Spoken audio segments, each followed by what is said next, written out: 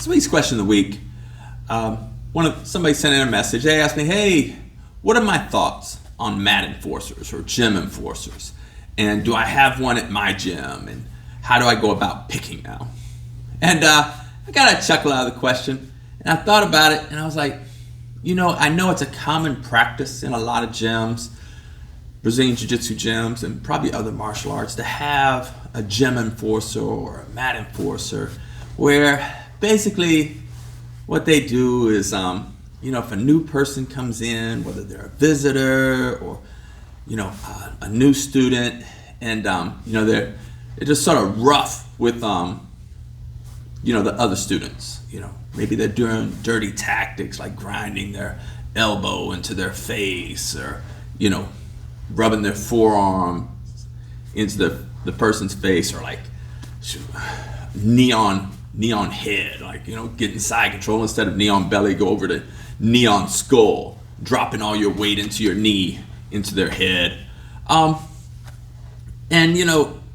they'll these gyms, what they'll do is they'll just sort of sick the mat enforcer or the gym enforcer, whatever you want to call the person, who is normally a very good jiu-jitsu practitioner, and their concept is this person's going to teach the offending party a lesson. So my thoughts about it is absolutely not in my gym. I don't have a gym enforcer or a mat enforcer.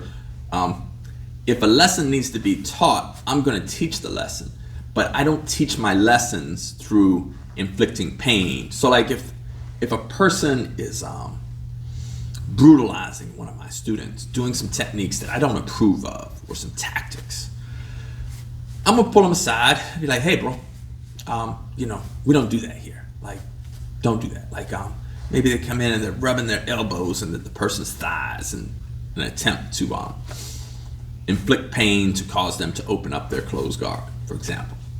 Be like, hey man, we're not gonna do that here. You can do it in a tournament, you can do it in a street fight. But in here, we're gonna learn jiu-jitsu, and I want you to use jiu-jitsu techniques to open the closed guard, not I'm just gonna inflict pain upon my training partner. And so I just talked to him, as simple as that. Or I caught a guy in here one time, he went from side control to neon skull, and so he's driving his knee into the person on bottom's head, pinning him down. Very effective. If you're in a street fight, you should do that. Maybe even in a tournament, do that. And with your training partners, for me, at my school, absolutely unacceptable. So I'm not going to sick some mat enforcer onto that person, to brutalize them to teach them a lesson. Because really, I don't think it would teach you a lesson. Maybe it would, I don't know. I think some people think it does. I'm thinking, no, if they was just brutal to some of my junior students or some of my students, and I send somebody after them to brutalize them even worse, then that just sort of reinforces that, hey, it's okay to be a jerk in here, or to use these dirty tactics or these brutal tactics. When what I want is I want people to train and respect their training partner, and be considerate, and go at it, use your Brazilian Jiu-Jitsu techniques, but I don't want you to brutalize each other. So I would just talk to them. And I've had to talk to students like that before, where it's like, hey, don't do that to my students, or you need to change the way you roll with these students. And then one of two things happens. Either they acknowledge that, oh, I didn't realize this was unacceptable, I didn't realize I was being brutish, and they change their behavior. Or I've had them say, hey, no, I think this is the way I should be able to train, and that's how I want to train. And I'm like, hey, I support you and your desire to train like that. And here in San Antonio, there's 25, give or take a few, Brazilian Jiu-Jitsu schools, and maybe one of them will let you train like that, but not here. And so good luck finding a school. Wish you the best. Bon voyage. So that's how I handle it. Like there was a video where there was a visiting purple belt, and he's rolling with a teenager, and the teenager puts the purple belt in a triangle, and the purple belt just lifts him up and slams him on his head and neck. And of course that opened up the triangle, and the teenager is on the ground in pain. I think he might even have lost consciousness. And I saw all these comments in response to that video saying, we would have sicked the mat enforcer on him.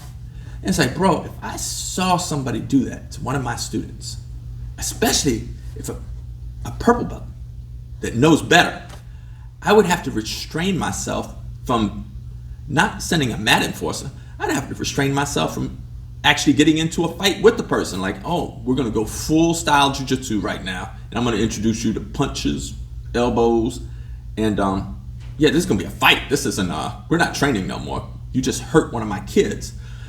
So I'm not sending a mat enforcer after a person like that. So hopefully I would handle it maybe more professionally than what I described. Well, sometimes you just can't be professional. And in that particular case, I would have a hard time being professional. So you have to educate people.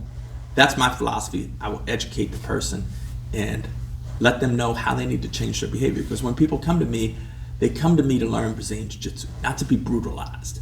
So I don't want them brutalizing their fellow students. And if I catch them, I'm not going to teach them a lesson by brutalizing them.